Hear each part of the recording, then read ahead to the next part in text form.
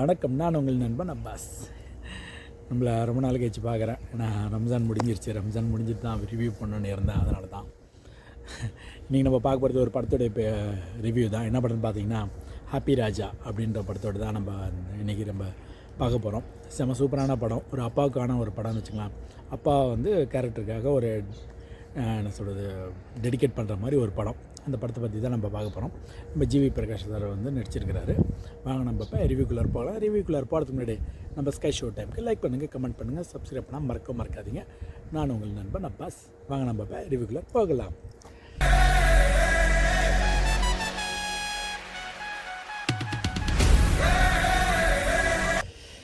Happy ராஜா படத்துடைய பேர். சூப்பரான படம்னு வச்சுங்களேன். பயங்கரமான படம் தான். என்ன வச்சுங்களேன், அப்பாவுக்கான ஒரு டெடிக்கேஷன். அம்மா பற்றி ஏகப்பட்ட படம் வந்திருக்குது. அப்பாவுக்கான கொஞ்சம் படம் தான் வந்திருக்குது. இப்போ லாஸ்ட்டாக டியூடு வந்துச்சு. அதுக்கப்புறம் யூத்னு சொல்லிட்டு பெரிய ஒரு படம் வந்துச்சு. அது அப்பாவுக்காக ஒரு டெடிகேட் பண்ண ஒரு படம் தான் இருந்தது. இதுவும் அதே மாதிரி பேஸ் பண்ண ஒரு படம் தான். என்னென்னா அப்பாவை ஒரு கில்ட்டி ஃபீலிங்னு இருக்கும்ல, அப்பாவுக்கும் மகனுக்கும் ஒரு ரிலேஷன்ஷிப் எப்பயுமே ஒரு வார் மாதிரி தான் போயிட்டுருக்குறோம். ஏன்னா டக்குன்னு நிறையா பேசிக்க மாட்டாங்க, ஒரு அன்பாக இருக்க மாட்டாங்க. அந்த மாதிரி ஒரு ஸ்டோரி தான். பட் இருந்தாலும் இது அந்த மாதிரி இல்லாமல் ஒரு வித்தியாசமாக ட்ரை பண்ணணும்னு சொல்லிட்டு அப்பாவோடைய ஃபேஸ் பையனுக்கு பிடிக்காத இருக்கும். அவன் ஆமாம் அது எப்போ எல்லா அப்பாங்களுக்கும் பையனுடைய ஃபேஸ் பையனுக்கு பிடிக்காது. அப்பா அதே மாதிரி தான் இந்த படத்தில் சூப்பராக நடிச்சிருக்கிறாரு நம்ம ஜிவி பிரகாஷ் சார். அந்த கேரக்டருக்கு கரெக்டாக பொருந்திருக்கிறாரு. ப்ளஸ் ஸ்ரீ காயத்ரி பிரியான்னு சொல்லிட்டு ஹீரோனியாக பண்ணியிருக்கிறாங்க. ப்ளஸ் கௌரி ஜார்ஜ் மரியன் அப்பாவை நடிச்சிருக்கிறாரு. அவங்களுக்கு ஒய்ஃபாக கீதா கைலாஷ்னு சொல்லிட்டு அவங்க ஒய்ஃபாக நடிச்சிருக்கிறாங்க. இவங்க தான் ஜிவி பிரகாஷோடைய அப்பா அம்மாவாக நடிச்சிருக்கிறாங்க. ப்ளஸ் சப்போர்ட்டிங் கேரக்டராக இந்த ஹீரோனுடைய அப்பாவை யாரா போடலான்னு பார்த்தா நம்ம அப்பாஸ் எடுத்து போட்டுருக்குறாங்க. ரொம்ப நாள் கழிச்சு அப்பாஸ் நடிக்க வந்திருக்கிறாரு. அவரை தான் இந்த படத்தில் அப்பாவாக போட்டிருக்கிறாங்க. ஏன்னா அவங்களுக்கு என்னென்னா இவங்க ரெண்டு பேருக்கும் அப்பா அம்மாவுக்குள்ளே ஒரு சண்டை அப்படி இப்படின்லாம் போகாமல் அவங்க ரெண்டு பேருக்கும் என்ன கேரக்டரோ என்ன ஒரு பொருத்தமான ஒரு சீனோ அதை கரெக்டாக வச்சுருக்கிறாரு. ப்ளஸ் இந்த படத்தில் லவ் இருக்குது. லவ்னா பிரகாஷ் ஜிவி லவ் பண்ணுவார். அந்த பொண்ணை நிறைய பேரை லவ் பண்ணுவார். நிறைய பேரை லவ் பண்ணுற மாதிரிலாம் காட்ட மாட்டாங்க. ஒருத்தவங்கள லவ் பண்ணுவார். அவங்க அவங்க அப்பாவோடைய பேரை சொல்லி இந்த மாதிரி அந்த குதிரை முட்டை அப்படின்னு சொல்லிட்டு அவங்க அப்பாவுடைய பெட்ட பேரை வச்சுருப்பாங்க அந்த ஊர் உள்ளார. அந்த ஊரில் உங்களுடைய உன்னுடைய அப்பாவுக்கு நான் மருமகனாக இருக்க மாட்டேன்னு சொல்லிவிட்டு எந்த பொண்ணும் தயாராக இருக்க மாட்டான்னு சொல்லிவிட்டு அவங்கள இன்சல்ட் பண்ணிட்டு போயிடுவாங்க. அதான் ஃபஸ்ட்டு சீனாக காமிச்சிருப்பாங்க. இன்சல்ட் பண்ணிட்டு போன பிறகு என்னடா இந்த ஊரில் எந்த பொண்ணுமே நம்மளை லவ் பண்ண முடியாதான்னு சொல்லிட்டு ஃப்ரெண்டுக்கு டேடியாக கேட்கணும். ஃப்ரெண்டு நான் சொல்லலாம் வெளியூரில் போய்டு, அங்கே போய் நீ லவ் பண்ணு, அந்த ஊரில் இருக்கிறவங்களுக்கு யாருக்கும் தெரியாதுன்னு அந்த ஊரில் போய் அவர் லவ் பண்ணுவார். லவ் பண்ணிவிட்டு சரின்னு சொல்லிட்டு கல்யாணம் பண்ணுறதுக்கு ரெடி பண்ணிவிட்டு ஓகேன்னு சொல்லிவிடுவாங்க. பொண்ணுடைய வீட்லேயும் ஓகே சொல்லிவிடுவாங்க. நம்ம அப்பா அம்மா கூட்டு பேசிடுங்க அப்படின்னு கடைசியில் பார்த்தா அப்பா அம்மா கூட்டின்னு வரும்போது தாங்க சம்பவமே நடக்கும். என்ன சம்பவம்னா இவங்க அப்பா இவருடைய வில்லேஜ் ஆள். ஒரு வில்லேஜில் இருக்கிறவர் எப்படி இருப்பாங்க, கருப்பாக இருப்பாங்க, கொஞ்சம் குள்ளமாக, ஒரு அழகான தோட்டத்திலோடு இருக்க மாட்டாங்க, வேட்டி கட்டியிருப்பாங்க, வெயில் அப்பப்போ வேலை செய்வாங்க, விவசாயம்லாம் பண்ணுவாங்க. அந்த மாதிரி ஒரு ஆள் சிட்டியில் இருக்கிறவங்களுக்கு பிடிக்காது தான். அதனால தான் இந்த கான்செப்டை இப்படி மாதிரி கொண்டு போயிருக்கிறாரு. பையன் இந்த மாதிரி ஆளை பிடிக்கக்கூடாது, அப்பா மறைச்சி நம்ம கல்யாணமும் பண்ண முடியாது அப்படின்னு சொல்லிவிட்டு அப்பா கூட்டின்னு வருவார் சிட்டிக்கு.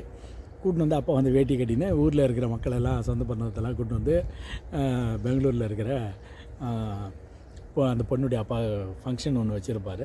அவர் அந்த ஃபங்க்ஷனை கூப்பிட்டு எல்லாருமே அசிங்கப்படுத்துகிற மாதிரி பண்ணியிருப்பாங்க. ரொம்ப என்ன சொல்கிறது இன்சல்ட் பண்ணுற மாதிரி ஆகிடும். ரொம்ப இதாகிட்டு போயிடும். அவருடைய இன்னசென்ட்டை காமிச்சிருப்பார். ஏன்னா கிராமத்து ஆளுங்க எப்படி இருப்பாங்க, ரொம்ப பாசமாக இருப்பாங்க, எதாக இருந்தாலும் மன்னிப்பு கேட்பாங்க, டக்குன்னு உதவி பண்ணுவாங்க, ரொம்ப இதாக இருப்பாங்க, பயங்கரமான இன்னசென்ட்டாக இருப்பாங்க. அதனால் இவரும் என்ன பண்ணியிருப்பார், ஜீவியும் நம்ம அப்பா இப்படி தான் அப்படின்னு சொல்லிட்டு தெரிஞ்சிடும் அவருக்கு. பட் அப்பாவும் விட்டு கொடுக்காமல் இவர் என்ன பண்ணுவார், கல்யாணத்தும் பண்ண மாட்டார். பொண்ணு வீட்லேயும் அதே மாதிரி ரெண்டு பேருக்கு சண்டை பிரிஞ்சிருவாங்க. கடைசியில் கிளைமேக்ஸில் ரெண்டு பேரும் கல்யாணம் பண்ணாங்களா இல்லையான்றது தான் படத்தை எடுத்து வச்சுருக்கிறாங்க. சூப்பரான படம் தான். ஏன்னு வச்சிங்களேன், ஸ்டார்டிங்லேருந்து எண்டு வரைக்கும் என்ன சொல்கிறது ஒரு மிக்சிங்கான இருக்கும். ஸ்டார்டிங்கில் படம் ஆரம்பிக்கும் போது லவ் பற்றின ஒரு ஜீவியோடைய ரோலாகவே காமிச்சிட்ருப்பாங்க. அப்பாவுக்கு அவ்வளோவா ரோல் இல்லாத மாதிரி இருக்கும். ஆனால் வருவார், எல்லாமே இது பண்ணுவார். பட் அவளுக்கு அவ்வளோவா இல்லாத மாதிரி இருக்கும். இன்டர்வலுக்கு அப்புறம் தான் கதையை ஸ்டார்ட் ஆகிற மாதிரி இருக்கும். ஏன்னு வச்சுங்களேன், இன்டர்வலுக்கு அப்புறம் தான் ஜிவியோடைய அப்பா ஜார்ஜ் மரியன் அவருக்கு முக்கியமான ரோலாக இருக்கும். நிறையா சீன் அவர் தான் காமிச்சிருப்பார். என்னென்னா ஒரு கிராமத்தில் சின்ன ஒரு பேர், ஒரு கெட்ட பேர் எடுத்துட்டாலே பயங்கரமாக பப்ளிசிட்டி ஆகிடுவோம். அந்த பப்ளிசிட்டியை வந்து இன்சல்ட் பண்ணுறதும் சரி, பெருமையாக பேசுகிறதும் சரி, ரெண்டுமே இருக்கும். கிரிட்டிசிசம் பண்ணும்போது நம்ம ஏற்றுக்க தான் செய்யணும். அவங்க அப்பாவுடைய வந்து ஜீவோடைய அப்பா வந்து அவங்க அப்பா எப்படி கஷ்டப்பட்டார், என்னை எப்படி படிக்க வச்சார், நான் எப்படி இவ்வளோ தூரம் வந்தேன் அப்படின்றத வந்து சொல்லுவார்.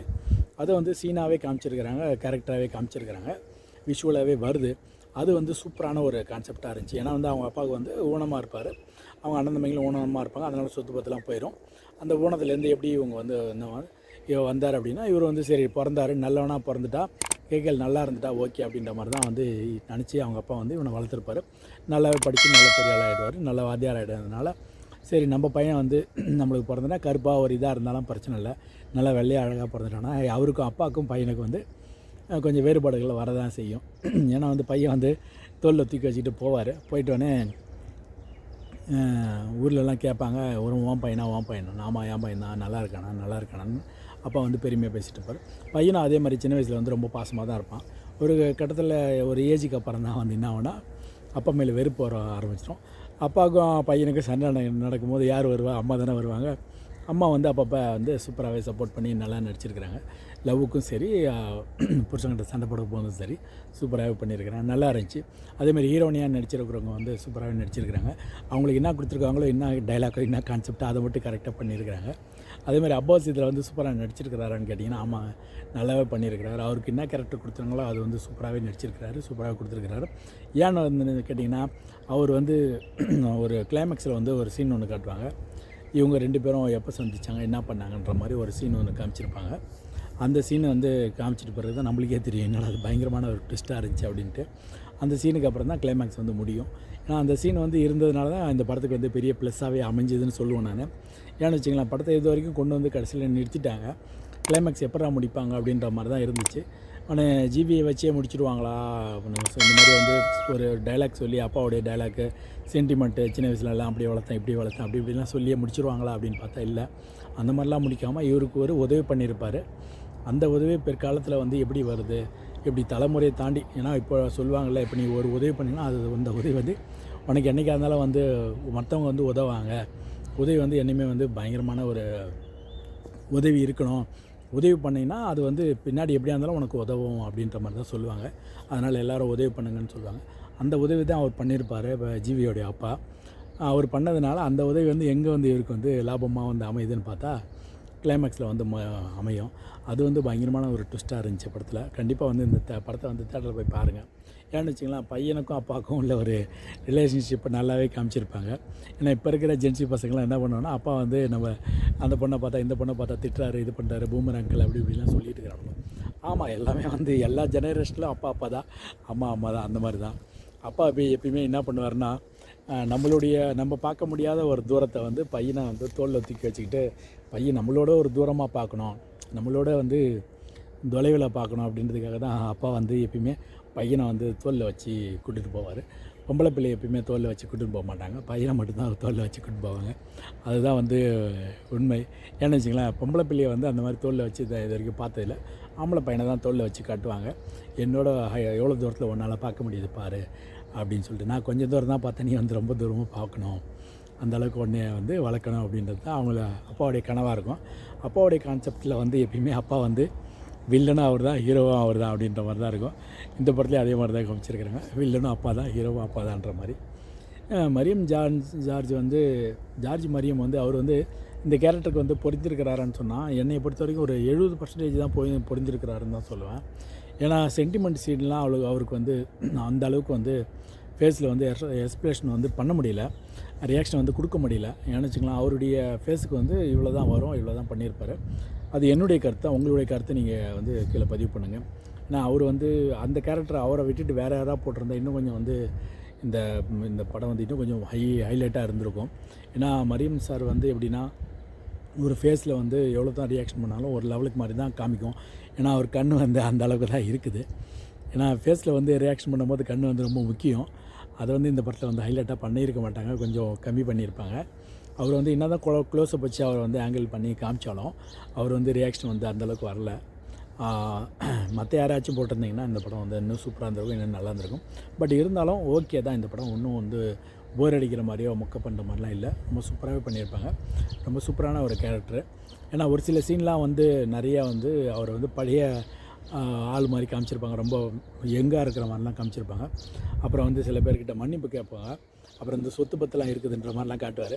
அப்போல்லாம் வந்து இவருடைய கேரக்டருக்கு வந்து இன்னும் கொஞ்சம் எக்ஸ்டாப்ளிஷ் பண்ணி காமிச்சிருக்கலாம். பட் இவருன்றதுனால ஒரு லெவல்லே நிறுத்திட்டாங்க. அதேமாதிரி எடிட்டிங்கில் வந்து அங்கங்கே பிரேக் ஆன மாதிரி தெரிஞ்சுது. அது ஒரு பெரிய மைனஸ்னு சொல்லுவோம். மற்றபடி மியூசிக் டேரக்டர் பார்த்திங்கன்னா இந்த படத்தில் வந்து ஜஸ்டின் பிரபாகரன் தான் பண்ணியிருக்கிறார். நல்லாவே இருந்துச்சு. ஓகே தான், இந்த படம் ஒன்றும் பிரச்சனை இல்லை. இந்த கண்டிப்பாக போய் தேட்டரில் பார்த்து என்ஜாய் பண்ணுங்கள். ஒரு அப்பாவுக்கான ஒரு படம் அப்படி வந்து ஃபீல் பண்ணிங்கன்னா கண்டிப்பாக போய் என்ஜாய் பண்ணி பாருங்கள். உங்கள் ஃபேமிலியோடு போய் பாருங்கள். வேறு என்ன படம் நம்ம ஸ்கை ஷோ டைமில் பார்க்கலான்னு சொல்லிட்டு ரிவ்யூ போடலான்னு சொல்லிட்டு கீழே கமெண்ட் பண்ணுங்கள். சப்ஸ்கிரைப் பண்ணுங்கள், லைக் பண்ணுங்கள், கமெண்ட் பண்ணுங்கள். கண்டிப்பாக வந்து ஷேர் பண்ணி விடுங்க. ஃப்ரெண்ட்ஸ் அண்ட் ஃபேமிலிக்கு தட்டி விட்ருங்க. நம்ம நன்றி, வணக்கம். நான் உங்கள் நண்பன் அப்பாஸ்.